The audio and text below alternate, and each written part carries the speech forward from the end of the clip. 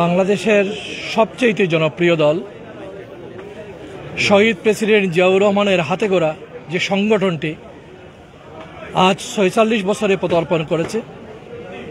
১৯৭৮ ইংরেজির এই দিনে শহীদ প্রেসিডেন্ট জিয়াউর রহমান চিন্তা করেছিলেন বাংলাদেশের জনগণের পক্ষে কথা বলবে, বাংলাদেশের স্বাধীনতাকে সমুন্নত রাখার জন্য কাজ করে যাবে, সার্বভৌমত্বকে সবসময় উপরে তুলে ধরবে, বাংলার জমিনকে সকল সময় বিভিন্ন সময় যে সকল ষড়যন্ত্রকারীরা সময়ে সময়ে আসতে পারে তখন প্রোটেক্ট করবে। সেই জন্যই তিনি ভেবেছিলেন বাংলাদেশি জাতীয়তাবাদের ভিত্তিতে সকল ধর্মীয় গোষ্ঠী সহ বিভিন্ন নৃগোষ্ঠী সহ সবাইকে নিয়ে একত্রিত করে বাংলাদেশ জাতীয়তাবাদী দল প্রতিষ্ঠিত করেছিলেন। আর সেই দল বাংলাদেশের স্বাধীনতার পক্ষে কথা বলছে। যখনই গণতন্ত্রহীনতা রয়েছে, গণতন্ত্রের পক্ষে উত্তরণে সেই দল সংগ্রাম করেছে। সেটি ৮২ থেকে ৯০ বলেন আর গত ১৭ বছর বলেন,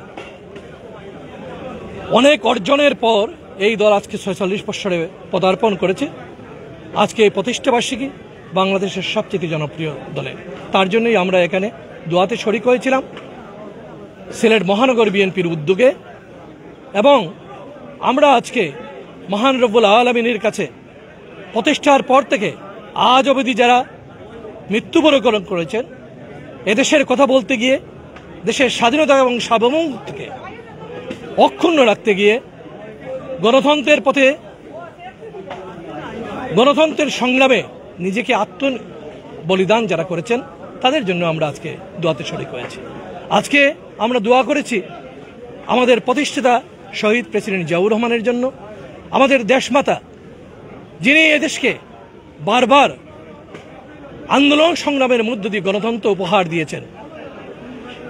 সাবেক তিনবারের প্রধানমন্ত্রী বেগম খালেদা জিয়া আপনারা জানেন অনেকটা অসুস্থ। বিগত ফ্যাসিস্ট সরকারের রোষানলে পরে তিনি দীর্ঘ সময় কারাবন্দী রয়েছিলেন। তার সুস্থতার জন্য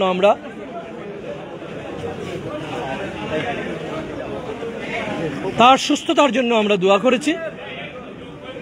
আমরা দোয়া করেছি বন্যার্থ যারা আজকে প্রাকৃতিক বিপর্যয় আমরা বলবো না, এটা ভারত সৃষ্ট যে বন্যারও হয়েছে, এই বন্যায় এই প্লাবনে যারা মৃত্যুবরণ করেছেন তাদের জন্য আমরা দোয়া করেছি।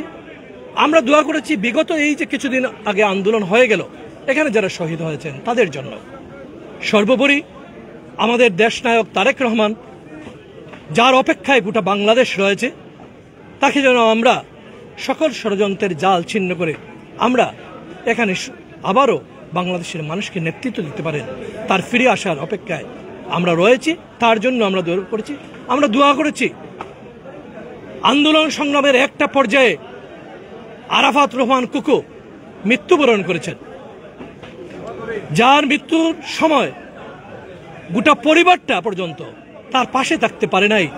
বিগত ফ্যাসিস্ট শেখ হাসিনার রোষানলে পরে আমরা সবার জন্য দোয়া করেছি। সর্বোপরি এই দেশের আগামীর জন্য আমরা সুন্দর বাংলাদেশ বিনির্মাণের জন্য সবাইকে নিয়ে যাতে আমরা সবাই বিএনপি কাজ করতে পারে, এজন্য আমরা দোয়া করেছি।